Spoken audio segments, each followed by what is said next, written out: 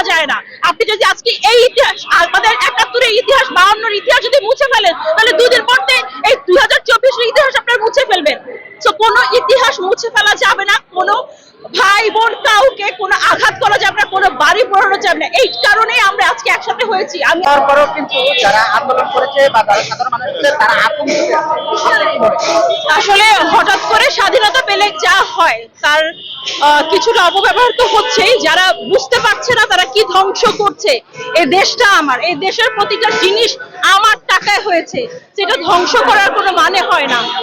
আমি আজকে এখানে এসেছি, আমাদের রাহুলদার বাড়ি পুড়িয়ে দেওয়া হয়েছে, শুধু রাহুলদার বাড়ি না, এরকম অনেকের বাড়ি পুড়িয়ে দেওয়া হচ্ছে। আমার স্কুলের প্রিন্সিপাল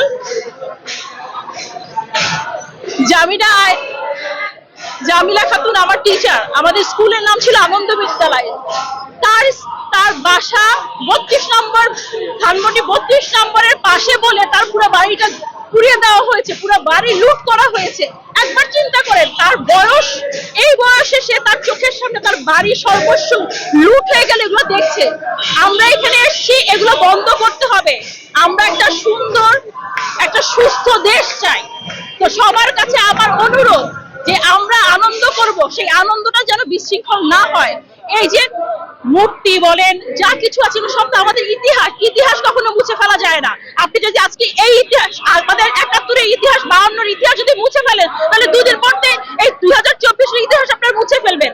তো কোনো ইতিহাস মুছে ফেলা যাবে না, কোনো ভাই বোন কাউকে কোনো আঘাত করা যাবে না, কোনো বাড়ি পোড়ানো যাবে না। এই কারণেই আমরা আজকে একসাথে হয়েছি। আমি আশা করবো আমার দেশের মানুষ অনেক ভদ্র, সভ্য, তারা এইটা বজায় রাখবে। দুটা জিনিস কিন্তু একসাথে দেখা যাচ্ছে।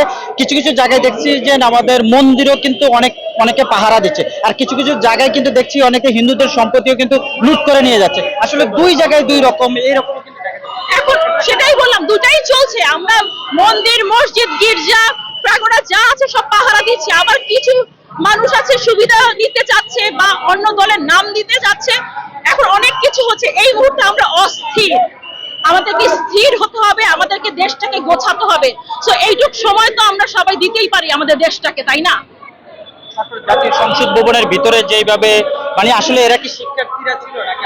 আমি জানি না, আমি এই ব্যাপারে খুবই লজ্জিত যে এই দেশের এই মানুষগুলা আমাদের মানুষ কেন করেছে, আসলে কিসের জন্য জানি না। তাদের মানসিকতা কি আমি সত্যি বুঝতে পারছি না। তবে তাদের কাছে অনুরোধ করবো তারা যেন এগুলো না করে, দেশের সম্পদ যেন গুছিয়ে রাখে।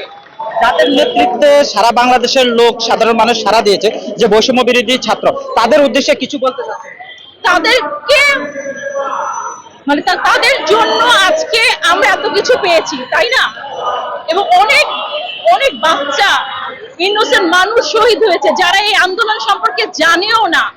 তাই তা চাই একটা সুন্দর রাষ্ট্র। দেখেন, তারা অনেক স্পষ্ট, তারা অনেক ক্যালকুলেটিভ এবং তারা অনেক অনেক অনেক বেশি ইনফরমেটিভ। তো তারা যেই আপনার প্রেস ব্রিফিং গুলো দিচ্ছে, তারা একটা ধাপের পরে আরেকটা ধাপ কিভাবে এগিয়ে যেতে হবে তারা খুব ভালো করে জানে। তো আমি এই জায়গা থেকে অনেক আশাবাদী যে আমাদের দেশের সংস্কার হচ্ছে, একটু সময় দিতে হবে। ইনশাল্লাহ আমরা নতুন এক বাংলাদেশ এবং খুব সুন্দর এক বাংলাদেশ দেখতে পাবো। আজকে দাঁড়িয়েছি আমাদের এই যে জুলাই বিপ্লব ঘটেছে, সেই জুলাই বিপ্লবের পাশাপাশি কিছু দল বা কিছু ব্যক্তিগত এজেন্ডা পূরণ করতে গিয়ে যেটা করেছে যে অনেক সাম্প্রদায়িক ক্ষতি করার চেষ্টা করেছে, এবং অনেকে ব্যক্তিগত এজেন্ডা পূরণ করতে গিয়ে দেখা গেছে যে অনেকভাবে সহিংসতায় জড়িয়েছে। আমরা এটার বিরুদ্ধে আছি। আমরা চাই আমরা হিন্দু, মুসলিম, খ্রিস্টান সবাই আমরা এক বাংলাদেশি।